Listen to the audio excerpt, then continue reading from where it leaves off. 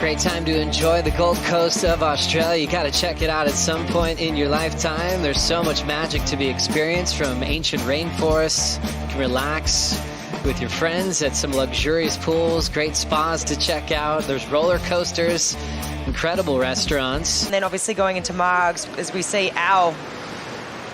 First section there, hits it off the top into a wrapping cutback on that Timmy Patterson surfboard, punching out the fins in reverse. Something he can do on a dime is just switch directions. And he will get things started right after the restart with Conor O'Leary. Talked about getting on tour, getting the late call. Now showing up at Burleigh and figuring it out quickly, Bugs. Yeah, this wave's got a little bit of crumble on it, but Al gets going on this one. He's been sitting for a while. There's a great snap here, brings the board around again, keeps the transition, and then just, as you said, he's got those rotations on a dime. Got the nice click. Great punch towards the beach, and that was the crucial win that kicked off Medina's first world title back in 2014. Here's Conor now. Getting going down the point, trying to build on his momentum. He had a nice little pace till a fall in the finish.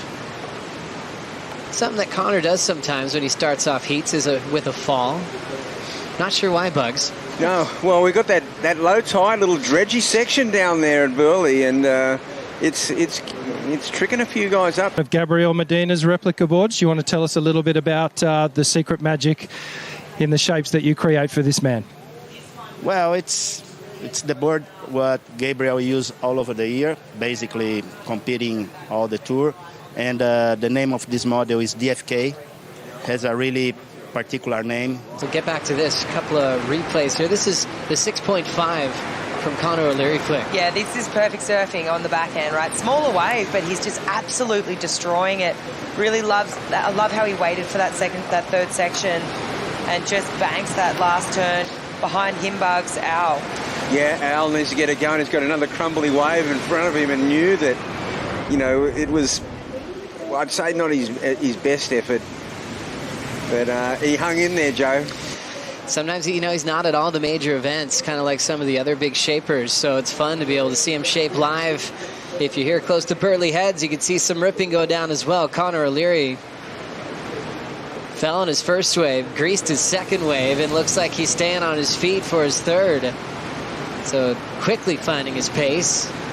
3.5 start, 6.5 on his second effort. Now that's his third scoring ride. Different spaces, so with his upper body movement, it's great to see him pull that off. And this was Conor's third wave. Yeah, so I mean, such a flurry of waves right now. The judges have got a bit to digest. You know, I'm just trying to, you know, sort of piece together, you know, do they count that as a make? Well, you know, I'd say the lunches. The catering. I just set you up for that, didn't I? Of course he did. That eliminated, I mean, and there was resistance against that too. I think that comes with any change. As we look at Conor O'Leary hacking through the first section, there's the arc. Mid-face bottom turn, but he can get there so quickly, and important when that sandbank is so shallow. It's all sand bottom. What'd you see on this one, Flick? Look, I understand what he's doing. He's only searching for a small score, right? And, you know, with the kind of, I mean, it was a beautiful last turn there that we saw in that super slow-mo. Gets to it really early. They call the Gold Coast points the Five Sisters, and this is one of the sisters. As we look at a roll-in from A.Cleland Jr. He's got the space, got the speed. First turn on that wrap, just to set up something down the stretch here. Just a little top turn. Looking forward into a laid-back tail blow. Controlling that board. Al trying to better a 5, 6, 7 with this wave flick. Yeah, this is more traditional point break surfing, right? He's wrapping it around, he's eyeing off the next section. It was the longer running wave. I really am interested to see. I mean, I love the finish. The finish was explosive. Al's got the inside, but Conor's got the priority. But will he go? Yes, he will. Conor O'Leary needs a 5.2. First turn, set up, and nothing available.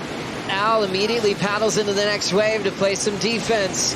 Carves right on top of Conor. Throws a big finishing move for an aggressive combination. And now Connor still has 40 seconds to try to stay in the game. Wow, did he break the 6-point ceiling? It feels like he might have right there. Bit of a dog's breakfast, and then behind him, Al just absolutely goes to town right in front of Connor. Leaves nothing on the table here, just big layback hat. So much authority that he stomped that last turn with. Just conviction is the word that comes to mind. Job well done for Al Cleland with being number 22 in the world. He knows he still has some work to do. Moves on to the round of 16 where he'll be matched up